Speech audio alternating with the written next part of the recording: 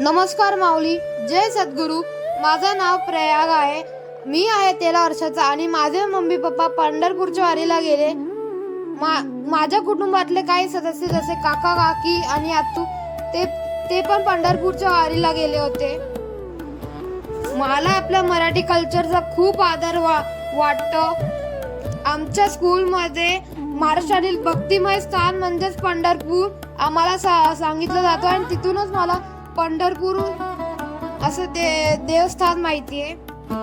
तर हे जे आजी आजोबा तुम्हाला दिसतंय ते वारीमध्ये खूप सर्वाइव्ह करतात आणि हे वारकरी जे आता झोपायला प्लास्टिक घेतले तेच पाऊस आला की डोक्यावर घेतात आणि आता नेमकं तेच झालं. पाऊस आला आणि सगळ्या आजी बाबा घाईत उठले आणि प्लास्टिक डोक्यावर घेतलं. हे जे लोक असतात ते का असतात तर माझ्या डॅडीने लायनची कॅप एक मजा म्हणून घातली होती. ती कॅप बघून हसतायत तेवढाच एक विरंगुळा. हे जे गाव आहे ते नातेपुते गाव आहे आणि तिथेच लोकांना पालखीचं दर्शन झालेलं आहे.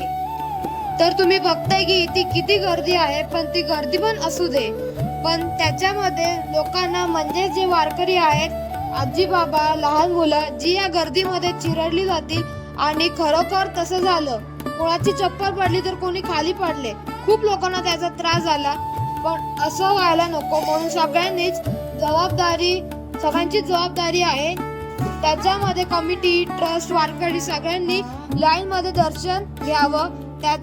त्याच्यासाठी पालखी पण सावकाश न्यावी. जर का माझा काही चुकत असेल तर माफी असावी.